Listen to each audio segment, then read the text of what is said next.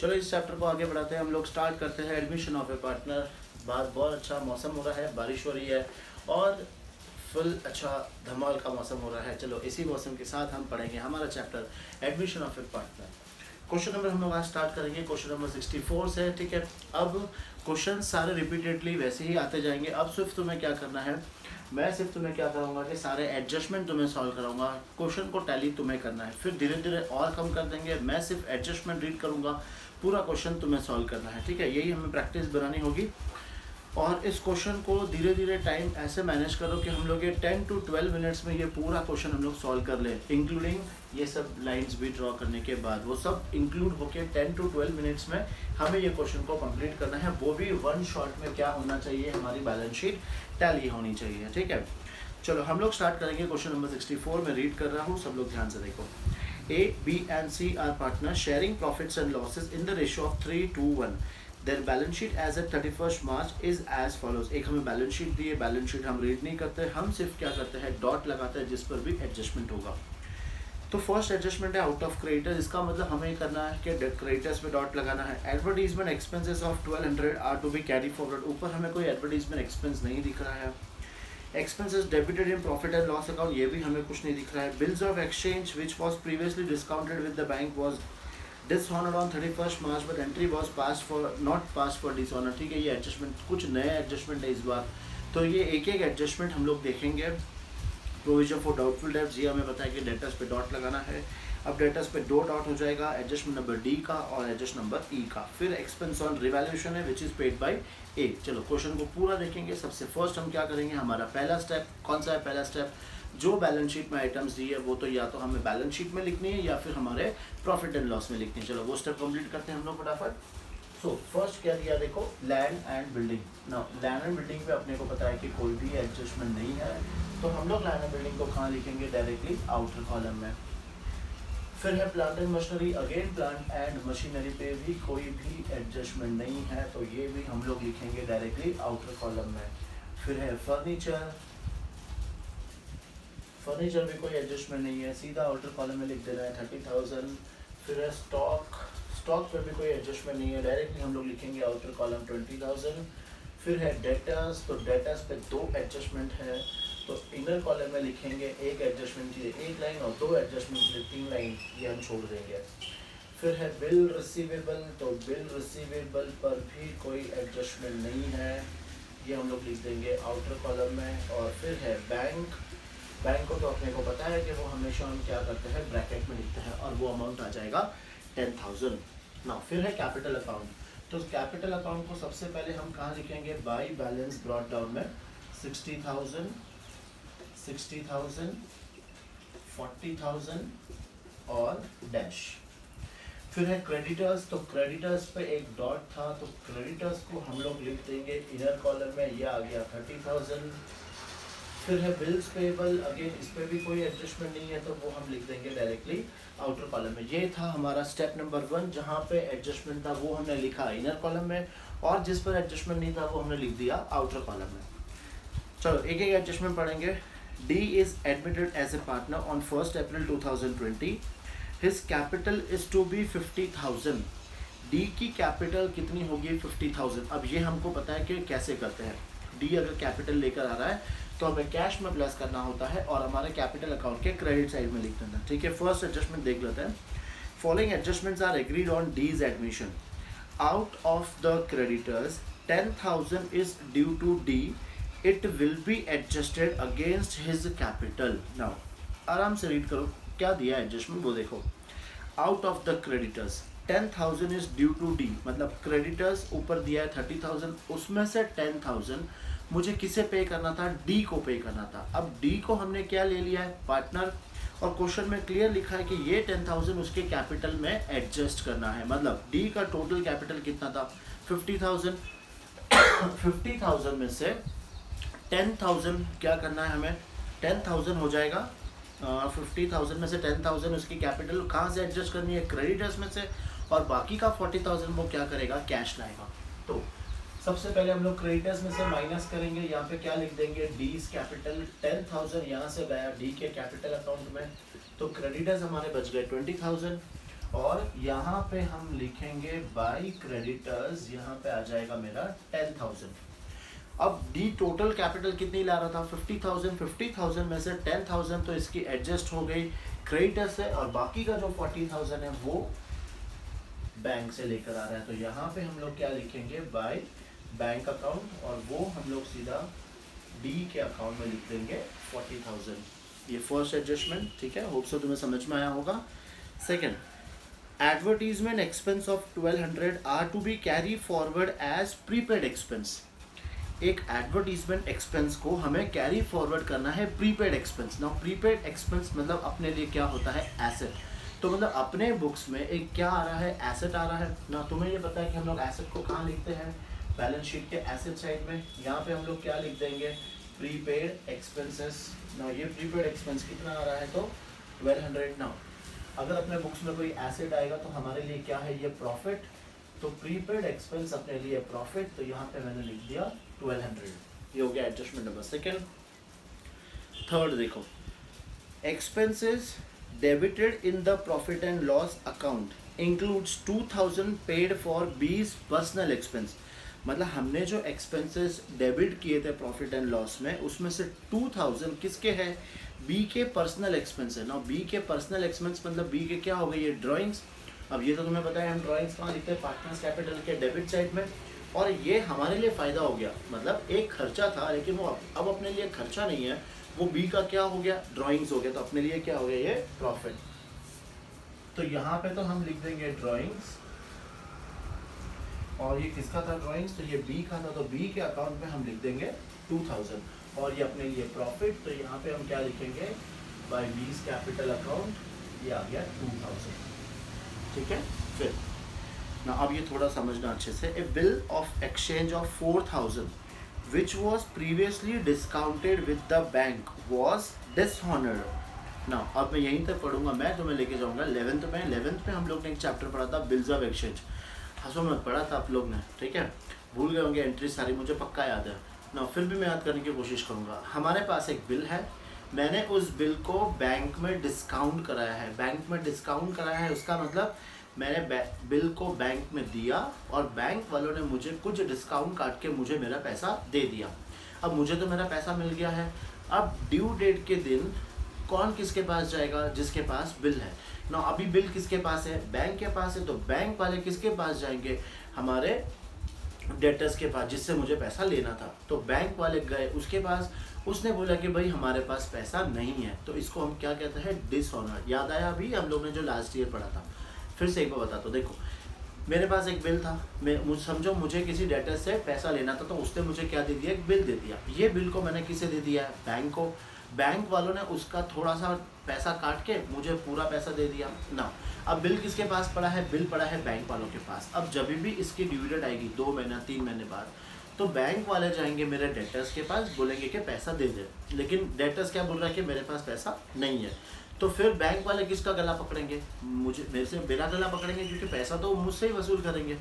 तो अब मेरे लिए एंट्री क्या हो गई कि ये पैसा अब मुझे किससे लेना है, डेटर से लेना है, और देना किसको है बैंक को। तो एंट्री क्या हो गई debtors account debit to bank account. ऐसे हम लोग को समझना है कोई भी ट्रांजेक्शन को ना। ये कब समझ में आएगा जब तुम्हें एटलीस्ट थोड़ा सा बेसिक थोड़ा सा तुम्हें आइडिया लगाना पड़ेगा।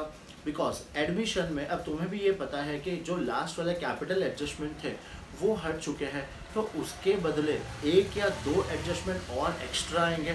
तो वो एक्स्ट्रा ऐसे ही कुछ डालेंगे कि जहाँ पे लैंग्वेज थोड़ी सी टफ हो। तो तुम्हें यह टफ नहीं है, लेकिन हाँ एक बार अभी फर्स्ट टाइम टफ था, लेकिन जब अगली बार एक बार और आएगा ऐसी चीज़, तो तुम्हें अपने आप ये क्या आ जाएगा समझ में आ जाएगा, ठीक है।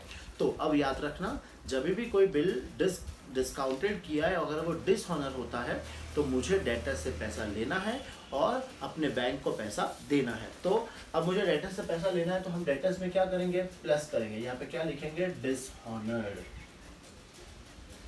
ना बिल कितने का डिसऑनर हुआ है तो 4000 का, तो यहाँ पे हम लोग 4000 क्या करेंगे प्लस कर देंगे, और बैंक वालों को ये पैसा देना पड़ेगा मुझे, तो हमारे बैंक अकाउंट में से क्या करेंगे ये माइनस कर देंगे, ठीक है। ये आया समझ में ना।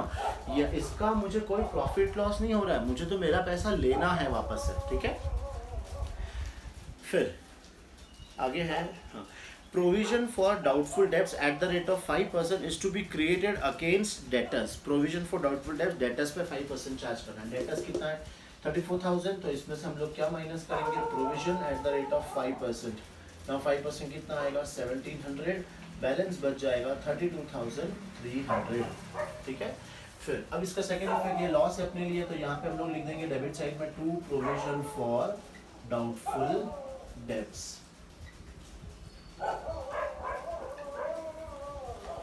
ठीक है, ये अपने लिए लॉस. ना पीछे तुम्हें कुछ आवाज़ें आ रही होगी भौंकने की.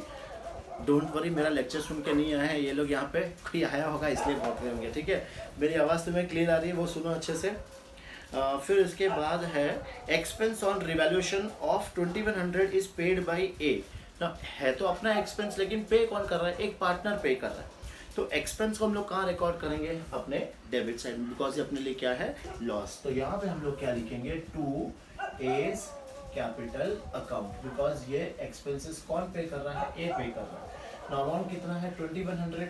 ठीक है. फिर इसका सेकेंड इफेक्ट कहाँ लिख देंगे हम लोग, यहाँ पे बाय रिवैल्यूएशन अकाउंट, और ए के अकाउंट में हम लिख देंगे 2100. ठीक है ना. देख लो सारे एडजस्टमेंट सॉल्व हो गए. अब आगे का स्टेप तुम्हें करना है. कैसे करोगे तुम लोग, देखो सिंपल. सबसे फर्स्ट कौन सा अकाउंट क्लोज करोगे, सबसे फर्स्ट अकाउंट क्लोज करोगे रीवैल्यूएशन अकाउंट. रीवैल्यूएशन अकाउंट को जब क्लोज करोगे या तो प्रॉफिट आएगा या फिर लॉस आएगा. मतलब या तो बैलेंस यहाँ पे आएगी या तो बैलेंस यहाँ पे आएगा. मैं बता दूँ ये ज़्यादा है तो मतलब बैलेंस यहीं पे आएगा. इसका सेकेंड इफेक्ट कहाँ जाएगा, इसका सेकेंड इफेक्ट जाएगा डेबिट साइड में. फिर हम क्लोज करेंगे पार्टनर्स कैपिटल अकाउंट, और यहाँ पे तुम्हें क्या मिलेगा, टू बैलेंस कैरी डाउन. और ये टू बैलेंस कैरी डाउन तुम कहाँ लिखोगे, ये कैपिटल में लिखोगे यहाँ पे. और फिर तुम्हें ये क्या करना है, टैली करना है. और ये तुम्हारा 100% एक ही बार में टैली होना चाहिए. ठीक है. चलो जब तक तुम लोग टैली करो तब तक मैं इनको निपटा के आता हूँ. ओके, फटाफट कॉपी करना. चलो होप तुम लोग ने कंप्लीट कर लिया होगा. लास्ट क्वेश्चन, क्वेश्चन नंबर 64, और बैलेंसेस सारे टैली हो गए होंगे. मुझे पता है अभी तक नहीं किया होगा, लेकिन कर लो जल्दी, है ना, टैली कर लो एक बार फटाफट उसको. ठीक है. अब कोई आवाज़ें तो नहीं आ रही तुम्हें. ठीक है. मैं जब जाके उनको बोला कि भाई चुप हो जाओ तो तुमको भी अकाउंट्स पढ़ाऊँगा, फटाफट भाग गए. चलो हम स्टार्ट करेंगे question number 65. Question number 65 simple है पर फिर भी हम पूरा सॉल्व करेंगे. देखो, on 31st March 2017 the balance sheet of Abir and Divya who were sharing profits in the ratio of 3:1 was as follows. Balance sheet हमें दी है. now इस बैलेंस शीट में नया क्या है, तो इन्वेस्टमेंट. देखो इन्वेस्टमेंट मार्केट वैल्यू दी है 4,40,000 और आगे लिखा है 5 लाख, वो बुक वैल्यू हो गई. और यहाँ पे इन्वेस्टमेंट फ्लक्चुएशन फंड दिया हुआ है हमें. ठीक है. चलो देखते हैं उसको थोड़ी देर बाद कैसे करना है. they decided to admit Vibor on 1st April 2017 for 1/5 share.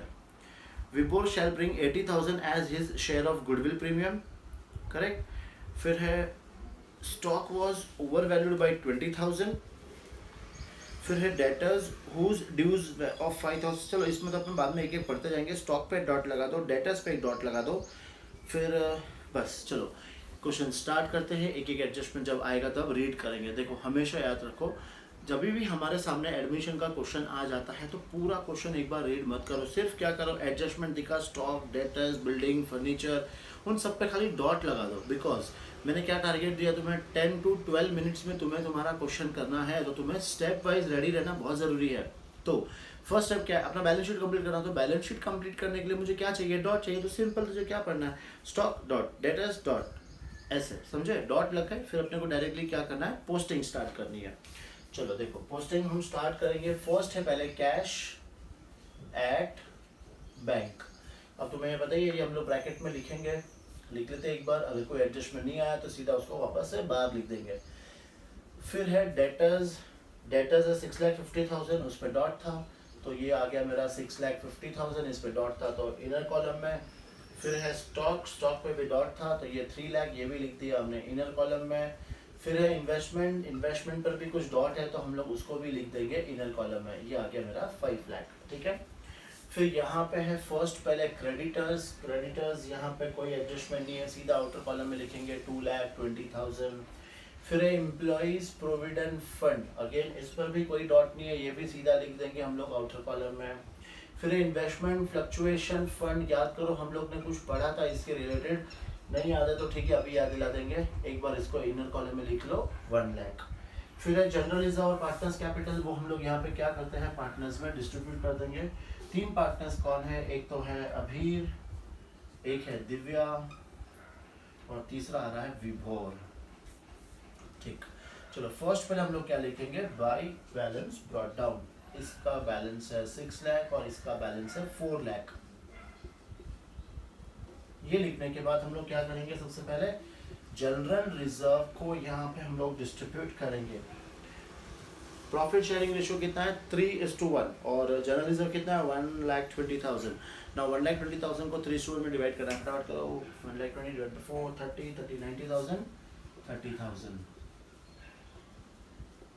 90,000 and 30,000। ठीक है,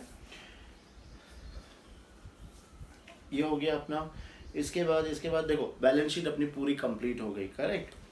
नाउ फिर है they decided to admit Vibhor on 1 April for 1/5 share. Now Vibhor admit हो रहा है for 1/5 share. Vibhor shall bring 80,000 as his share of goodwill premium. अब ये तुम्हें आता है, विभोर क्या कर रहा है, 80,000 गुडविल ला रहा है। तो हम क्या करते हैं, सबसे फर्स्ट हम लोग पहले इसमें ऐड करेंगे 80,000, ठीक है, और इनमें डिस्ट्रीब्यूट कर देंगे। तो by premium for goodwill, by premium for goodwill. now बताओ न्यू रेशो दिया है क्वेश्चन में, नहीं दिया है। अगर न्यू रेशो नहीं दिया है तो जो हमारा ओल्ड रेशो है वही हमारा क्या हो जाएगा, सैक्रिफाइसिंग रेशो। तो 80,000 को 3:1 में डिवाइड करना है, तो 4 4 8 60,000 एंड 20,000। ये हो गया अपना प्रीमियम फॉर गुडविल। फिर फर्स्ट एडजस्टमेंट हो गया। Second, stock was over valued bye 20,000। आता है तुम्हें, करो फिर, आता है तो माइनस ओवर वैल्यूड।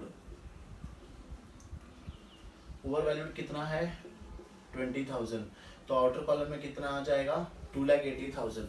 और ये अपने लिए क्या है, लॉस। तो टू स्टॉक ये अमाउंट आ गया 20,000। ठीक है ना, बहुत दिन से मस्ती नहीं हुई है, बिकॉज आमने सामने होते तो बहुत मस्ती होती, बिकॉज हमारे पास इतने बेहतरीन स्टूडेंट्स हैं, नाम तो जानते हो आप, बताने की ज़रूरत नहीं है। वही थोड़े बहुत कभी कभी मस्ती सोचती, क्या करे भाई, सामने सामने तो हो नहीं, देखोगे जब क्या मज़ा आएगा सामने सामने। ठीक है, चलो हम लोग आगे बढ़ते हैं। Third adjustment, a debtors whose dues of 5,000 were written off as bad debts paid 4,000 in full settlement. एक डेटर्स जिसको मैंने पूरा राइट ऑफ कर दिया था एज बैड डेब्ट्स, वो मुझे 4,000 रुपीज़ पे कर रहा है, करेक्ट। तो इसका मेरे ये डेटर्स से कुछ भी लेना देना नहीं है। क्यों, बिकॉज ये डेटर्स मैं ऑलरेडी राइट ऑफ कर चुका था, तो ये मेरे, और उसमें से पैसे आ रहे, तो ये मेरे लिए क्या हुआ, बैड डेट्स रिकवर्ड, करेक्ट। याद है ना 11th में, ये debtors whose dues of 5,000 were written off as bad debts, मतलब मैं ऑलरेडी उसको 5,000 राइट ऑफ कर चुका था, और वो मुझे कितना दे रहा है 4,000। तो ये 4,000 मेरे लिए क्या हो गया, प्रॉफिट। फिर यहाँ पे हम लोग लिख देंगे बैड डेट्स रिकवर्ड, ये आ गया मेरा 4,000। देखो मैं एग्जांपल देता हूँ बैड डेट्स रिकवर्ड के लिए। जैसे लास्ट ईयर हमारी कोचिंग चल रही थी, बराबर सामने सब बच्चे आ रहे थे, हमने पढ़ाया पूरे साल, मेहनत की, ठीक है। अब एक दो बच्चे होते हैं जिनकी फीस पेंडिंग है, तो क्या होगा, अब वो लोग क्या बहाने बनाएंगे, सर कोरोना हो गया, कोरोना हो गया। सर कोरोना तुझे ही हुआ है। अब मैं तो यही सोचूंगा कि वो पैसे अपने क्या हो गए, डूब गए। फिर अचानक याद हुई कि नहीं यार अब आगे भी पढ़ना है, तो सर के पास जाएंगे, तब वो वापस आएंगे मेरे पास, तो क्या बोलेंगे, सर इतना है, ये ले लोगे, सेटलमेंट कर लो सर पुराना। तो मैं तो क्या सोचूंगा कि यार मैंने तो यही मान लिया था कि वो पैसे मेरे डूब गए, लेकिन उसमें से कुछ पैसे वापस आ गए, तो मेरे लिए क्या हो गया, मेरा बैड डेट्स रिकवर्ड हो गया, करेक्ट। कोई स्टूडेंट्स अपने ऊपर मत लेना। चलो हम लोग स्टार्ट करेंगे, आगे पढ़ेंगे। हम लोग क्या किया, हम लोग ने पहले बैड डेट्स रिकवर्ड लिख दिया और कैश में भी प्लस कर दिया। फिर 2 month salaries at the rate of 6,000 per month was outstanding। 2 महीने की सैलरी आउटस्टैंडिंग है, इसका मतलब लाइबिलिटी, और अपने बुक्स में लाइबिलिटी आई तो हम लोग कहाँ लिखेंगे, एक तो लिखेंगे हम लोग यहाँ पे आउटस्टैंडिंग, क्या लिखेंगे, आउटस्टैंडिंग सैलरी। और कितना अमाउंट है 6,000 इंटू 2, तो कितना आ जाएगा 12,000, और यहाँ पे 2 आउटस्टैंडिंग सैलरी 12,000, ठीक है। फिर आउटस्टैंडिंग सैलरी के बाद Vibhor was to bring in capital to the extent of 1/5 of the total capital of the firm. मतलब विभोर का कैपिटल हमें दिया नहीं है, ठीक है, लेकिन वो कैपिटल कितना लाएगा, जितनी टोटल कैपिटल है फर्म की उसका 1/5 वो लेकर आएगा, ठीक है। अगर देखा जाए तो ये कैपिटल एडजस्टमेंट में आ भी सकता है, नहीं भी आ सकता। देखो कैपिटल एडजस्टमेंट क्यों नहीं आएगा, बिकॉज इसको बेस लेके हम दूसरे पार्टनर्स का कैपिटल नहीं फाइंड कर रहे हैं, ठीक है।